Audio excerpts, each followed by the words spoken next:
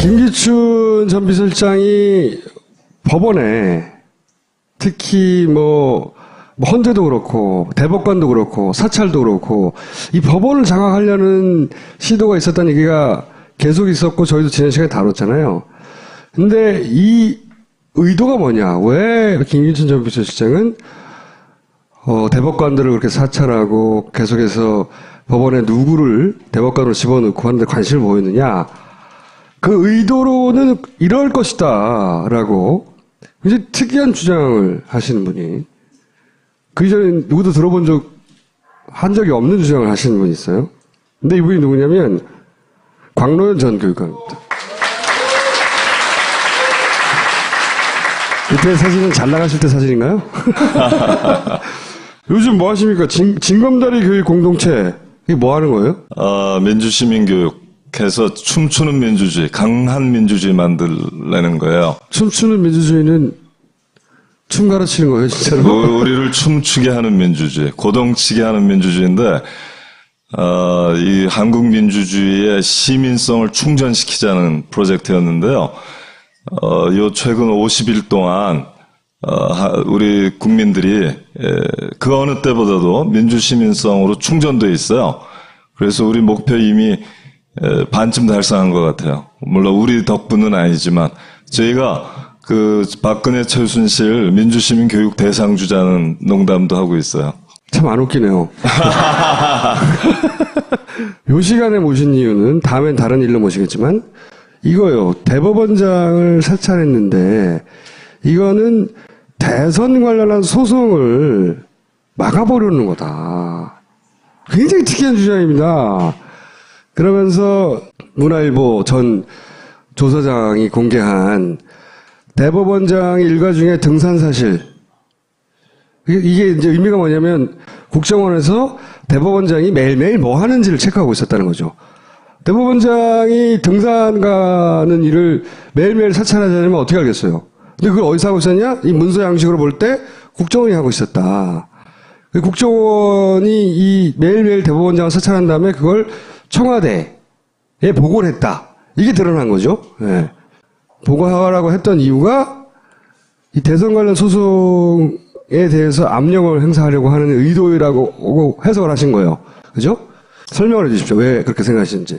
예, 여기 있는 것처럼 이 2004년 2월 7일자로 폐기하라는 대외비 문건이었죠. 아까 2014년. 보신 문건이 2014년 아마 1월 말쯤 작성된 문건일 거예요. 네. 그럼 이 시점을 좀 맥락화할 필요가 있는데 박근혜 당시 대통령은 당선인 시절부터 이 선거 대선 부정 문제로 굉장히 시달리긴 시달렸어요. 소송도 있었죠, 여러 가지. 예. 당선인 시절이었던 2013년 1월 4일 날 이미 시민 2,000명 이름으로 대선 무효 소송이 들어갔고 또 그 국정원 김하영 씨 셀프 감금.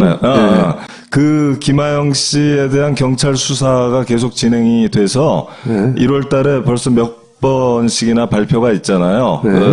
점점 더 좋아요 누른 걸 넘어서 이런저런 댓글이 만들어지고 국정원의 대선 개입과 경찰의 중간 수사 발표 왜곡으로 이제 일주일 전에 도와줬잖아요. 그 대선 일주일 전에. 그래서 김용판 서울경찰청장과 원세훈 국정원장에 대한 소송. 그게 그때 윤석열 검사, 최동호 검찰총장이 날아가는 사건이죠. 그렇죠. 그리고 9월 달에는 이제 최동호 검찰총장이 날아가죠. 제대로 수사한다는 이유로. 국정원 입장에서 보면 이 재판이라는 건 대선 무효 소송에서 지면 날아가는 거고 원세훈이나 김용판이 선거법 위반이다. 그렇게 되면 당연히 대선 부정이라는 뜻 아닙니까? 그렇기 때문에 또 대선 무효 소송에서 질 가능성이 높고 하기 때문에 이 소송을 관리하는 것이 최대 관심사일 수밖에 없죠. 정권의 명운이 걸린 거니까요. 그거를 키를 쥐고 있는 사람이 대법원이죠. 왜냐하면 김용판 서울경찰청장이든 원세훈 정보원장이든 결국은 대법원에서 마지막 판결을 하지 않습니까? 선거법 위반 여부를 판결하게 돼 있고 대선 무효 소송은 아예 처음부터 대법원의 단심 소송이에요. 왜냐하면 대통령이 가짜 대통령인지 진짜 대통령인지를 가리는 거잖아요. 그렇기 때문에 이건 선거 끝나고 6개월 내에 끝내도록 되어 있습니다. 안 그러면 말이 안 되잖아요. 이거 1년, 2년씩 끌면 이미 완벽하게 굴러가는 정권이잖아요. 장악을 해버리죠. 다 장악되고요. 그거를 어떻게 무효라고 할 수 있습니까? 그러니까 하기 너무 어려운 거거든요.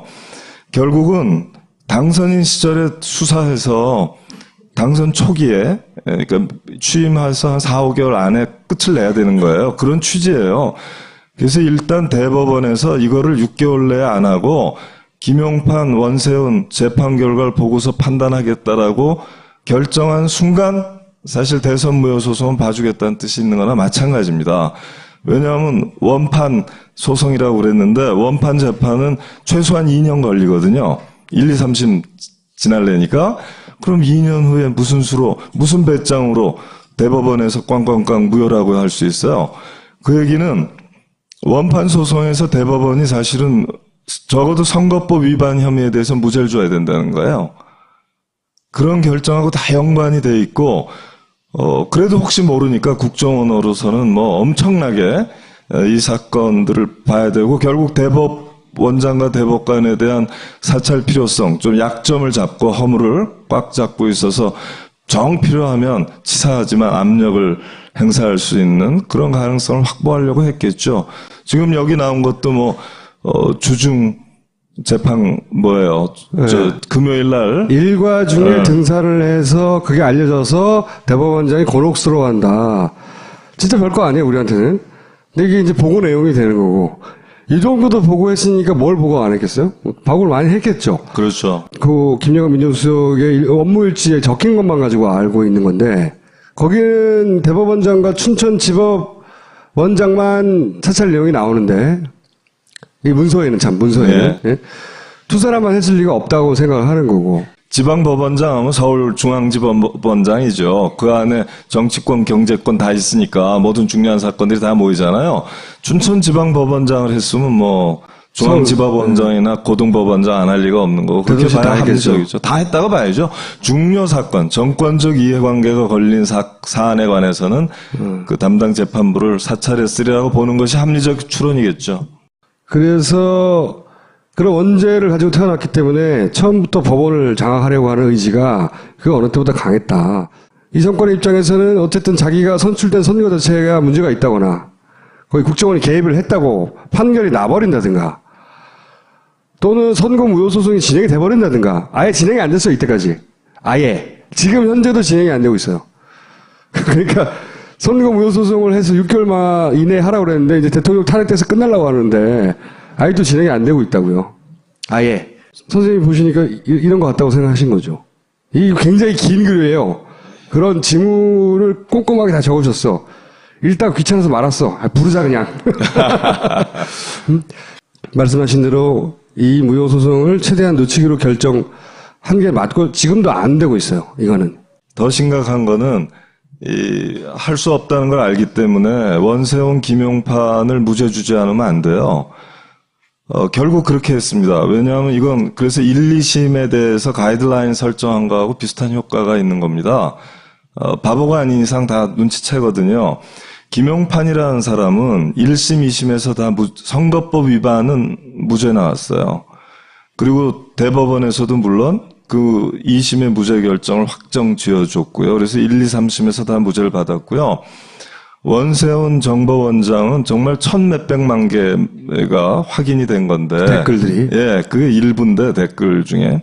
그런데도 불구하고 1심에서는 선거법 위반이 무죄 나왔어요. 국정원법 위반, 그러니까 정치 관여 금지에 위반했다는 거는 유죄가 나왔지만 중요한 건 선거법 위반이거든요. 그래서 선거법 위반이 무죄 나왔고 2심에서 굉장히 용감한 부장판사가 있었어요. 고등법원 부장판사가. 이 양반이 이걸 돌려놨습니다. 그래서 유죄를 때리고 법정 구속을 해버렸어요. 그렇죠. 그랬더니 3심에서 어떻게 했겠습니까? 3심 대법원은 그럴 생각이 없는 거잖아요. 사실관계를 더 따져보라고 그러면서 파기환송을 합니다. 그 얘기는 선거법 위반에 대해서 무죄 취지로 파기환송한 거나 마찬가지예요. 댓글 중에 이러저러한 이유로 증거법칙 위반들이 있을 테니까 그런 거 다 띄워봐라. 그러면 몇십만 개 정도로 남을 수 있어요. 그렇게 되면 이제 이건 영향력이 전혀 없었기 때문에 선거 결과에 대한 영향이 전혀 없기 때문에 또 무죄 이렇게 할 수 있는 여지가 생기거든요. 우리나라 대법원장은 우리나라 대통령만 제왕적 대통령이 아니에요. 우리나라 대법원장이야말로 제왕적 대법원장입니다. 그래서 모든 대한민국 판사, 법관에 대한 인사 전권을 갖고 있어요. 승진과 전보. 그런데 이 부분이 중요한 게 법관들이 관료처럼 굴어요. 승진과 보직에, 꽃보직에 관심이 있잖아요. 그러면 대법원장의 정치 철학, 정치 성향 이런 거 눈치 보지 않을 수가 없어요. 그러면 제왕적 대통령은 어떻게 해서 가능하냐? 제왕적 대법원장 하나만 구워 삶으면 되는 거예요, 사실은. 그러면 그 라인을 타고서 모든 법관들을 아주 중요한 정권적 이해관계가 걸려있는 거에서는 컨트롤할 수 있는 지렛대를 하나 갖게 되는 거잖아요. 거기다가 국정원까지 동원해서 사찰을 한다. 이러면 뭐 약점까지 잡힐 수가 있다는 얘기이기 때문에 이제 그래서 제왕적 대통령제라는 건 원래 국정원과 검찰을 자기 충견으로 만들고 그리고 제왕적 대법원장에 걸터 앉아서 완성되는 거라고 저는 생각을 해요. 정권이 정통성을 부정당하는 거죠. 당신들은 부정하게 당선된 사람들이야. 그걸 막았어야 했다는 거죠. 그래서 이들에 대한 법원에 대한 관리 감독 혹은 사찰이 유독 심했을 것이라고 추정하시는 거죠. 예, 근데 두 가지 방법이 있어요. 하나는 국정원 통해서 이제 사찰시키고 사찰 보고 정례적으로 받는 거 하고요. 또 하나는 사실은 자리를 주는 건데요. 박근혜 정권은 대법관급의 그러니까 장관급 자리를 3개를 법관을 시킵니다. 우선 감사원장은 부총리급인데요. 감사원장을 서울중앙지법원장을 한 사람을 감사원장으로 차출하잖아요. 이 얘기는 대법원장이나 헌법재판관이 안 되더라도 그만한 또는 더 좋은 자리를 주겠다는 사인이에요. 충성하라는 뜻이에요. 두 번째로 방송통신위원장을 줍니다. 그게 누구냐 하면 여기 춘천지방법원장이에요. 아까 사찰됐던 최성준. 이 문건에 따르면 자기가 이 다음 대법관에서 이번엔 탈락했지만 9월달 대법관 인사에서는 반드시 될 수 있다. 대법원장의 나를 배제시킬 수 없을 것이다. 이렇게 떠벌리고 다녔다는 거 아닙니까? 근데 대법관은 안 시켰고 방송통신위원장이라는 진짜 꽃보직을 주죠. 그것도 장관급 자리 아닙니까? 행정부의 자리입니다. 이거는 사법부를 썩게 만드는 거예요. 자리 욕심을 끌어오르게 하는 거죠. 거기다 국가인권위원장을 또 서울중앙지방법원장을 줍니다. 그러니까 지방법원장을 한 사람은 무조건 지금 감사원장 하나 갖고 그러니까 국가인권위원장 갔어요. 그리고 이렇게 먹이도 던져주고 채찍과 당근을 다 갖추는데 이거는 아주 고도의 사법부 부패 체계예요. 이렇게 사법부의 그런 중앙지방법원장쯤이나 하고 지방법원장쯤 한 사람이 행정부에서 오라고 그러면 쪼르륵 달려가고 또 총리로 부르면 얼쓰이구나 하고 달려가는 거 있죠. 이런 건 정말 무시무시한 사후매수입니다. 진짜 의미에. 대단히 저는 일리 있는 주장이라고 생각하고 아무도 이런 주장을 왜 안 했지?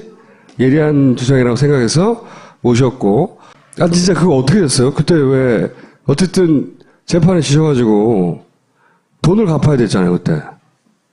아픈 이야기입니까? 뭐 그거 여기 중요한 거 아니니까요. 나는 궁금한데. 아무튼 뭐 다 끝났어요. 법적 절차가 그래요? 끝났습니다. 예. 공매 처분 다 이루어졌고 압수 뭐 다 끝났고 뭐 다 환가 처분 다 끝났을 거예요. 아마. 그럼 지금 거짓인 거 아니에요? 아니에요. 다 여전히 잘 지내고 있고요. 징검다리 교육 공동체 활동이 구체적으로 뭔지 잠깐 설명해 주시고. 지금 우리나라에서 말이에요. 어떤 개헌 얘기하는 사람들이 있어요. 사실 개헌을 아무리 해도 개혁 입법이 수반하지 않으면 체제 변경 효과가 전무하고요. 개헌을 하지 않아도 개혁 입법만 제대로 되면 체제 변경 효과가 나는 게 많아요. 근데 대표적인 게 뭐냐면 이제 우리 18세로 선거권 연령 낮춰야죠. 그죠? 그다음에 결선 투표제 도입해야 됩니다.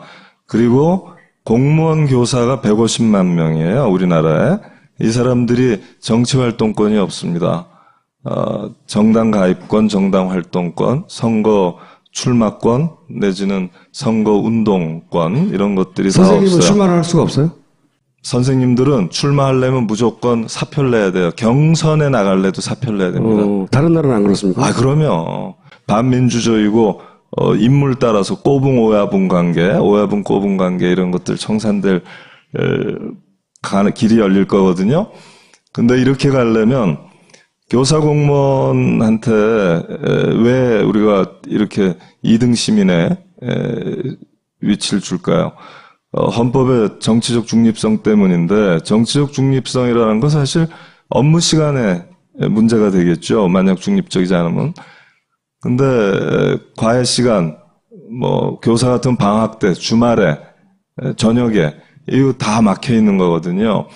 그래서 정말 필요한 거는 교사가 수업 시간에 이제 아이들한테 자기의 정치적 신념이나 견해를 막 주입하고 그걸 설득하고 강요하고 교화시키고 이런 거 안 되겠죠. 그죠? 헌법이 말하는 교육의 정치적 중립성이 금지하는 건 오직 이거 하나입니다. 이거면 좋게요. 이것은 진보교육감 시대에 얼마든지 우리가 입법과 협약으로 이 취지를 관철시킬 수 있고 또 좋은 전문적인 교직 문화 일부로 수업 문화 일부로 뿌리내릴 수 있어요. 이것을 전제로 해서 교사 공무원에게 정치적 기본권 줘야 됩니다. 이때 우리나라 정당 민주주의, 대의민주주의, 민주주의 발전할 수 있다고 생각하고요. 징검다리 교육 공동체의 첫 번째 전략 사업은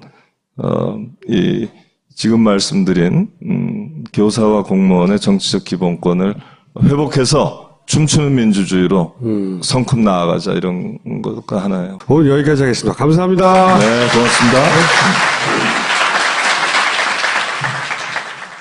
야, 이 부장! 네가 부장이면 땅이야? 저 인간 저건 쟤 오늘도 술술 풀리고 안 먹고 회수 갔냐? 내일도 신체 상태로 출근하겠구만. 아유. 고려 생활건강 술술 풀리고 음주전 한포가 당신을 지켜드립니다. 특허받은 천연 유래 성분 숙취 해소제 술술 풀리고를 은하계 최저가로 딴지마켓에서 만나보세요.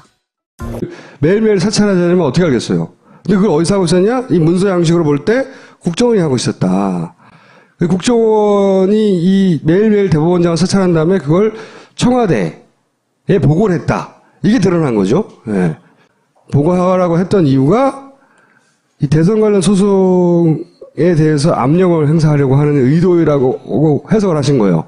그죠? 설명을 해 주십시오. 왜 그렇게 생각하시는지. 예, 여기 있는 것처럼 2004년 2월 7일 굉장히 특이한 주장을 하시는 분이 그 이전에 누구도 한 적이 없는 주장을 하시는 분이 있어요. 근데 이분이 누구냐면 광로연 전 교육감입니다. 이때 사진은 잘 나가실 때 사진인가요? 요즘 뭐 하십니까? 징검다리 교육 공동체 이게 뭐 하는 거예요? 민주시민교육해서 춤추는 민주주의, 강한 민주주의 만들려는 거예요. 춤추는 민주주의는 춤 가르치는 거예요, 진짜로? 우리를 춤추게 하는 민주주의, 고동치게 하는 민주주의인데, 이 한국 민주주의의 시민성을 충전시키자는 프로젝트였는데요. 요 최근 50일 동안, 우리 국민들이, 그 어느 때보다도 민주시민성으로 충전돼 있어요. 그래서 우리 목표 이미, 반쯤 달성한 것 같아요. 물론 우리 덕분은 아니지만, 저희가 박근혜 최순실 민주시민 교육 대상주자는 농담도 하고 있어요. 참 안 웃기네요. 김기춘 전 비서실장이 법원에 특히 헌재도 그렇고 대법관도 그렇고 사찰도 그렇고 이 법원을 장악하려는 시도가 있었다는 얘기가 계속 있었고 저희도 지난 시간에 다뤘잖아요. 근데 이 의도가 뭐냐? 왜 김기춘 전 비서실장은 대법관들을 그렇게 사찰하고 계속해서 법원에 누구를 대법관으로 집어넣고 하는데 관심을 보였느냐? 그 의도로는 이럴 것이다라고 이 시간에 모신 이유는 다음엔 다른 일로 모시겠지만 이거요. 대법원장을 사찰했는데 이거는 대선 관련한 소송을 막아보려는 거다. 굉장히 특이한 주장입니다. 그러면서 문화일보 전 조사장이 공개한 대법원장 일가 중에 등산 사실. 이게 이제 의미가 뭐냐면 국정원에서 대법원장이 매일매일 뭐 하는지를 체크하고 있었다는 거죠. 대법원장이 등산 가는 일을